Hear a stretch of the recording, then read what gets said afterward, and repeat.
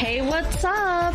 Like, totally time for 90210. Well, hello everyone. Welcome back to the 90210 show, brought to you by Massive Late Fee. I say this every week, and some weeks you just roll with it, and other weeks you just give me this really confused look like, what are you, changing the name of the show? No, it's always been what it's called. Okay. Just sometimes you listen to the intro, and sometimes you don't. I guess today I was paying attention to you. My name is Mark. With me, as always, is my girlfriend, Carol. How are you doing, Carol? Hey, what's up? It's been a pretty good week for us here, right? It's been all right. Slap bracelet-tastic. Trips to the mall. Yeah. To the food court. What's your favorite restaurant at the food court? In the food court? Yes. Not an autonomous unit for mid-mall snacking. Right. Which we will talk about tomorrow. But, let's see. My favorite restaurant in the food court. Well, I like... Okay, so there's a slushy place that serves punk pop. Punk pop. It still has the sign that says punk pop from like 1985. Interesting. On there. And they actually have some pretty good slushies and little snacks. But probably my favorite restaurant in the food court is... Sbarro is pretty good. Damn it, that was going to be my pick. Yeah. They've got good pizza. They do, and it's big, so you can like fold it in half. Mm-hmm. I love it. New York style. But this week we're talking about not pizza or punk pops, but we're talking about 90210. We are. What happened? On 90210 this week, let's see. Dylan. Do you remember? I do. Okay. Dylan is kissing Brenda's ass. Yes, he is. And it's making her suspicious. Kissing all over her face. Like, he's being just too friendly and too kind. Like, he was literally kneeling in front of her chair at one point. Like, what the fuck was that, Dylan? I don't know. He was beating his chest. Like he was doing like a Tarzan type thing. I don't know. It was weird. We didn't hear anything he was saying. No. We just saw Kelly looking at them, and he's doing like a, ooh, me, you, me Tarzan, you Jane kind of thing. I don't know. Really out of character for Dylan. A lot of out of character for Dylan. Like, they were doing sandcastles this episode. Sandcastles in the sand. And, like, Brenda didn't even invite him because she's like, he wouldn't be into making sandcastles. And he's like, oh, I'm here to make sandcastles, and I brought a map and everything. Here's a map of France, because what they're doing is they're making, like, the section of France that they stayed in. It seems really weird. It is really weird. Everybody else did something singular. You know, like somebody did this like bank building or this famous like bank building or whatever. Andrea's team did the Batmobile. Yeah, well, that was the amateur.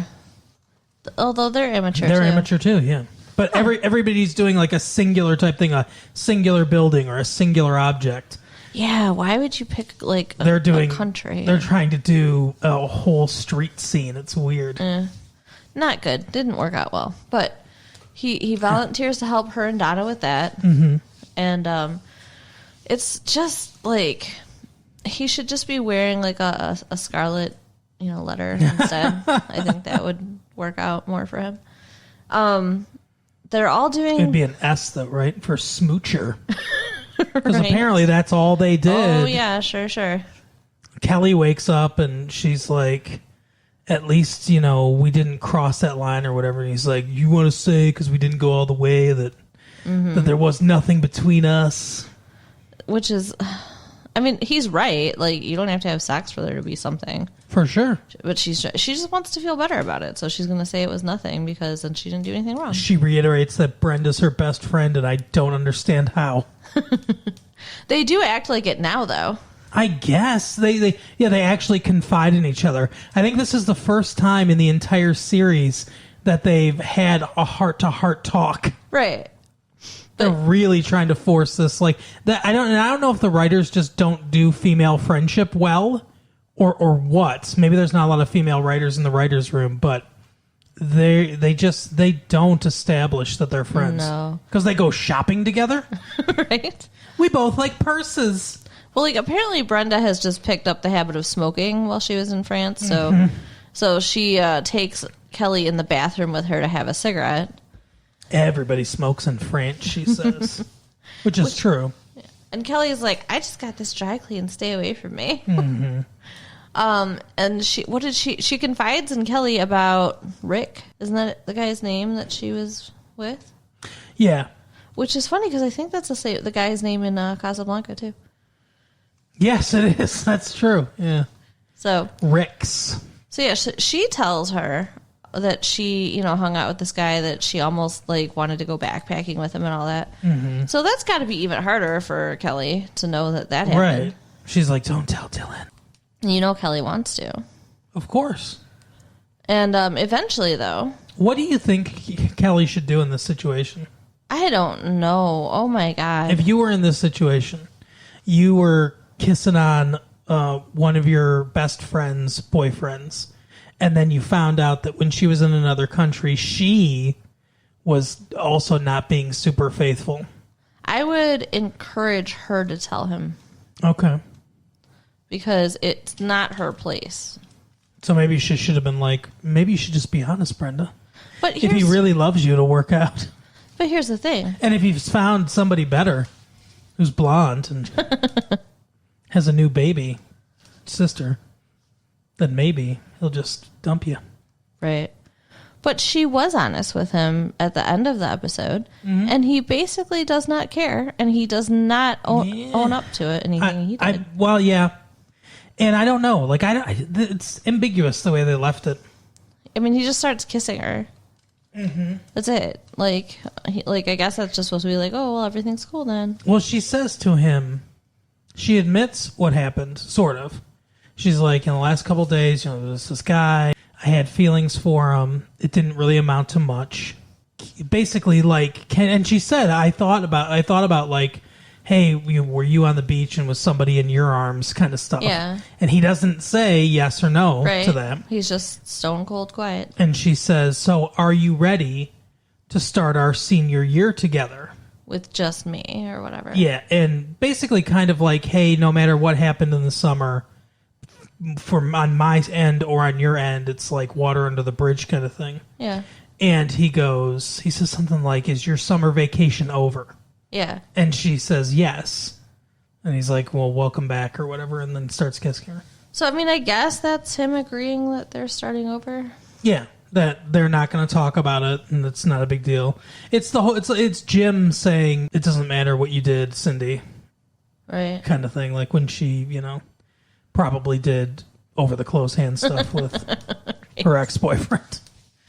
So, I don't know. I think that he might be better with Kelly.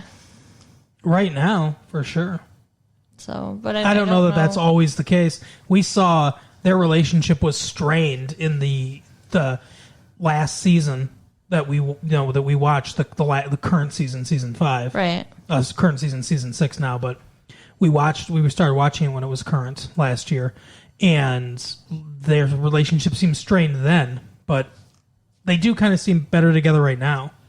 Yeah, and David is trying to like help Kelly and be nice to Kelly, which is sweet. Mm-hmm. But he's a cheater too. Right. Like nobody's innocent. David comes into her room with his shirt open. Yeah, what was that about? They're like, he's got abs now, so he's doing abs now. So get the shirt open. Pop that shirt open, Brian Austin Green. Yeah, so he's see those abs. Walking around trying to look like MC Hammer or whatever. He's very lean. And telling her that she was going to skip this beach party, and he's told her, that'll make people suspicious, right. And you need to move on with your life and come out and blah, blah, blah. Mm-hmm. So, I mean... It's the baby's coming out party. That's so stupid. Yeah, I don't know what that is. So it's like, because we're bringing the baby out for the first time? Yeah. I mean, you're not supposed to bring a baby out around people for 4 or 6 months or something. Really? Yeah. Oh, wow. So bring it out to the sun. Right. Yeah. First time out of the house, let's give you a little burn and let lots of people touch you. And sand all over that baby. You'll Right. never get sand out of that baby. But yeah, so everybody's just saying goodbye for the summer, and Brandon finally gets rid of the bitch. Yeah. It was very exciting. Well, that's the other plot line, the other major plot line that runs through this. Well, I'm sorry, it's just mostly everything's happening on the beach, so it all kind of blends together. You know, it's funny though, because Jim and Cindy finally basically agree to let her see Dylan. Yeah. No, like, Jim doesn't get any shit for what an asshole he was. He's just like, was that the same girl? She's not yelling and demanding. And it's like, well, you're also not being an asshole right now, Jim. Well, he was kind of being an asshole because she was upset because when she got home, Dylan was not there at her house for the party. That's true. Because they didn't invite him. Yeah. But then they did. So. Yeah, then everything was okay with them. I guess. I don't know. It's all weird. It feels very unsettled. Yeah, everything's very unsettled and vague. You know what is settled, though? Brandon and the bitch. Yeah. What's her name again? I don't even remember her name. God, I don't know. And I hope I never have to think about her again. Maybe this is why Brandon's girlfriends don't hang out. Because every time they do, it turns disastrous. Well, she made some racist comment about Henry. Well, she says... So he's building the boat with her, and she says, "Oh, Henry can." They're having a clam bake. Yeah, it's the final. Like, they're closing down the beach club, I guess. Which, do they really do that? Like, it's still nice in the fall, right? It's fucking California. But... I'm sure that they have different standards of what is considered beach weather and what's not. So right. I'm sure they do shut it down. They're shutting it down, and next week's when school starts. But she's like, Henry can do it by himself, and he's like, it's a lot of work. And she's like, I'll let him work for a change. Yeah, what a bitch. Like he's some lazy person or something. And he's like, what do you mean? She's like, well, he can't get fired. He's black. You know, he was almost fired when everyone thought Dylan stole that stuff, but it was somebody else. I don't remember who stole it now. So then, Brandon defends him and talks about, how he has a store and it got ruined. Had a store, but he spends all his time working on rebuilding the store when he's not working there. And, they fight and they fight and make up so much in this episode even. Well, it's the same thing over and over again because she says something racist and then he inexplicably forgives her, and then she says something racist again, and then he forgives her. Because she's talking about he's talking about the store, and she's like, "Oh, that must suck," She goes, "Why didn't he put up one of those signs, black-owned business?" Oh, and he's like, "Well, not all the rioters were black." And she's like, "Oh, she's like, you know how it is. The Koreans hate the blacks." And the blacks hate the Koreans. And they both hate us. They're both against us. And then she said, the next time they're going to be coming here for revenge or something. Right. Into the incredibly well-policed and regulated neighborhood. Idiot. So that's not the end. That should have been the end. No, but he's like, I'm a liberal guy and I don't want to talk about this shit, Yeah, she's like, I'm not a bigot. They basically decide that they're just not going to talk about anything important so that they can get along. Mm-hmm. But what he does to instigate that is he walks over with a little flag that says truce. Mm-hmm. And something over his mouth. Like he's the one that needs to shut up. And then he apologized to her. Right. Fucking idiot. Mm-hmm. And then... I don't think you need to be liberal necessarily to think that the blacks and the Koreans are against us is offensive. Right?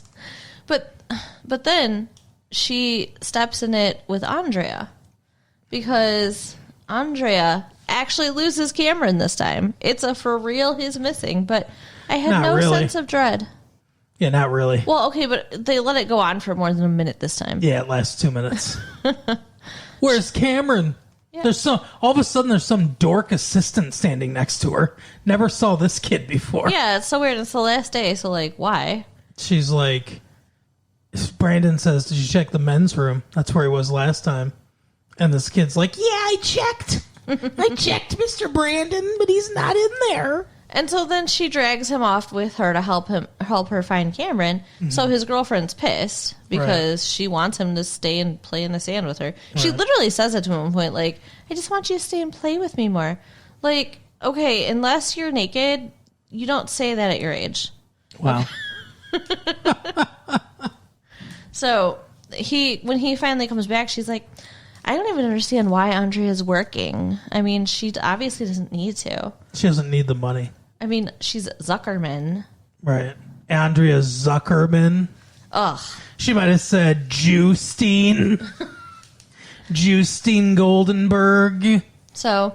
Wink, wink, nudge, nudge. Right. And so he's like, whoa. He explains that, she lives in a freaking one-bedroom apartment with her grandmother. Mm-hmm. That, she shouldn't make assumptions. She's like, she's a Jew in Beverly Hills. She has money. And she goes, it's a compliment. Yeah. Jews are good with money. It's a compliment. And he's just like, I am done with you now. Right. Well, she crossed the line. Talk about black people all you want. Talk about Koreans all you want. But step on Andrea Zuckerman with Brandon and it's over. Finally, I'm sorry. I mean, she needed to get in trouble for something. She needed some kind of fucking consequences. Right. She did not tell the truth. Now she must pay the consequences. So, she's gone. Yay, the bitch is dead. Cameron had gone home because he was in love with Andrea and it was too hard for him to say goodbye. Basically, yeah. And he wanted more attention from her and stuff, and she was like, I have to pay attention to the other kids. But then she told him that they'll be very special friends forever. And she said that she loved him too. So yeah. That was sweet. And that as long as he didn't tell anybody. You're so sick. No, she handled it probably the best way you could handle a crush like that. Yeah. Although, honestly, like, I don't know. What do you think? 10 years? In 10 years, they could date, right? I don't know. Because he's probably like 12 and she's 17. Yeah. Which is a huge difference when you're that age. I think 22. But if he's 22 and she's 27, that's not that big of a deal. I still think that's kind of a big difference. I mean, I'd a say little. 25 and 30. Yeah, okay. But I still 20. Why 22 and 27 such a big difference? Because you're still pretty young at 22. You're still probably like clubbing and stuff. Where at 27, you're probably looking to like buy a house and invest in the stock market. I think it depends on the person. Yeah, well, it's I have Andrea. an uncle that's still clubbing at like 60. Right. Well, this is Andrea, so she's probably already investing in the stock market. So. Right. Yeah, that's true. By the time Andrea is 27, it'll be 15 years ago. So. Oh, speaking of Andrea, in the morning, in the beginning of the episode, she brings the frickin' like club of kids around the corner, and they almost catch Dylan and Kelly together. Right. Like, I got the impression they had gone far out to do their camping. You would think so. They're going camping. How is it camping if it's 10 minutes away from the beach club that he has a cabana at? Right. Let's go camping. It's like me saying to you, Carol, let's go camping. My backyard. Right. So, yeah, so they're walking distance for a bunch of children. Mm-hmm. And she quickly zips herself in, and he says it's his friend Rick or something. Kevin. Kevin. There you go. Yeah. Instead of Kelly, it's Kevin. Why? My friend Kevin had a few too many last night, and Kelly goes, "Oh." Like she's the secretary from Ferris Bueller's Day Off trying to impersonate Mr. Rooney. Andrea looked concerned, but I don't think she was suspicious. No, I think she was concerned that the kids were going to see some drug-addled friend of Dylan's. Right. Like he was going to come out and be like, "Oh, what's up, kids? Do you want some doobie snacks?" So, I mean, that's about it for this episode. I'm trying to think what else happens. There was a lot going on. Oh, Steve. Yeah, Steve and David. Yeah, Steve has decided that he is David's manager. All right. I think that was last episode. Well, yeah. And David's getting sick of him because he's trying to boss him around. So he's like, you need to get me a gig or we're going to be done. Right. So Steve... Yeah, because Steve comes in there and he's like, "Oh, don't sing it like that. Do the chorus here. Do the bridge here." He's being a douche. He's like, I'm just trying to do what managers do. And it's like, no, managers handle business stuff. They don't write the songs, Steve. But he does like the unthinkable and approaches the band that's playing at this clam bake. Yeah, because he wants David to play. He's like, hey, you should let David play instead of these old fucks. And Henry's like, no, I got a contract with them. They're paid.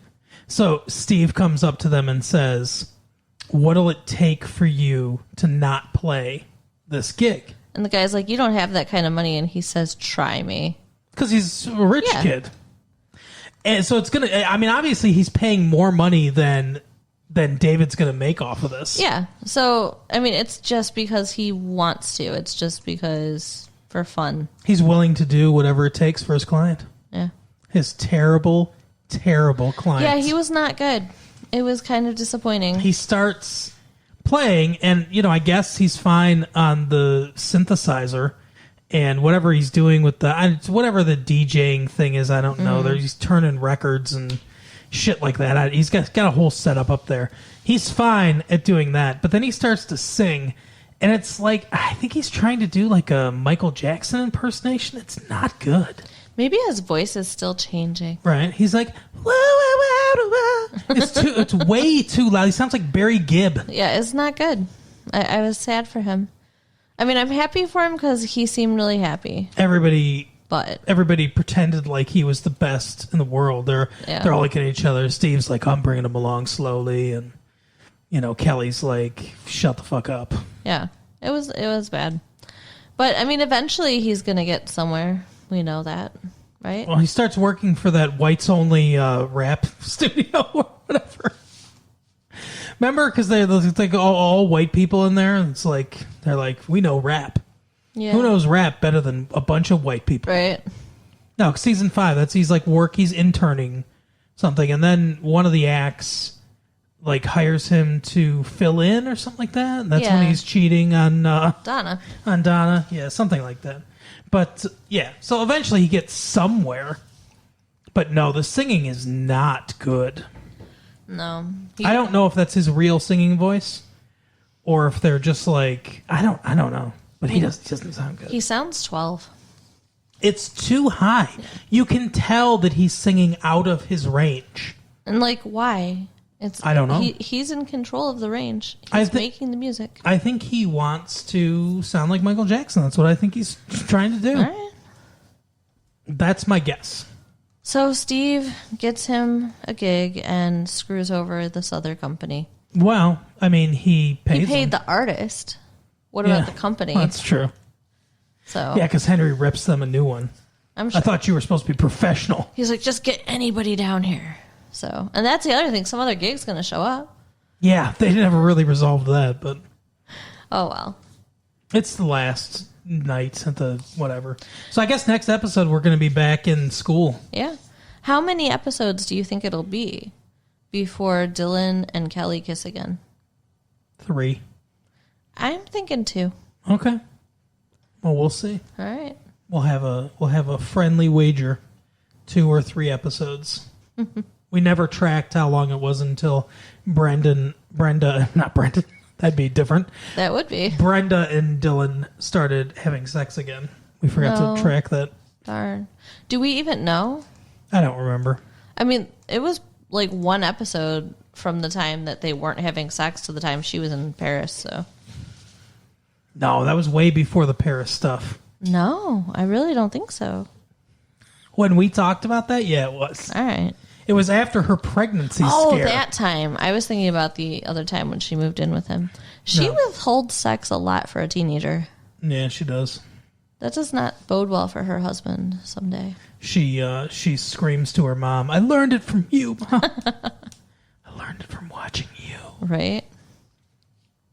But yeah, so that was, I think that's pretty much it. And Donna's not doing anything. No. Sitting around in a bikini. Kelly's feeling guilty, but isn't saying anything. Well, as she shouldn't. She wants to, though. Yeah. She wants to, but she doesn't. She wants to be friends with Brenda, and she knows that it's going to screw it up if she tells her, so. Yeah. But I think she wants Dylan's cock more. think that's the problem. He does do another Casablanca line. Yeah. They're really hammering that movie home. Do you think they have? Do you think they have partial rights to that movie or something? No. Every time you mention Casablanca, we'll give you $20. There you go. Yeah, I don't know what's going on with that. I haven't seen it, so apparently it is a really romantic movie because they can't stop fucking talking about it. It's all right. It's sad romantic, not happy romantic. So. And this is kind of sad romantic too, right? Yeah. It's a very similar situation. Well, maybe they'll do Romeo and Juliet. Oh God, I hope during not. this squeeze. Kelly can take some poison. I don't want Kelly to take poison. Well, we know she's not going to. So Okay. anyway, that's our episode. So do your thing. Go ahead and write us at latefee1994 at AOL.com. Go visit our website at retrolatefee.com. Yes, that is correct. Those are the things. And tell your friends. There you go. Give us the stars. Tell a friend about the show. Say, hey, friend.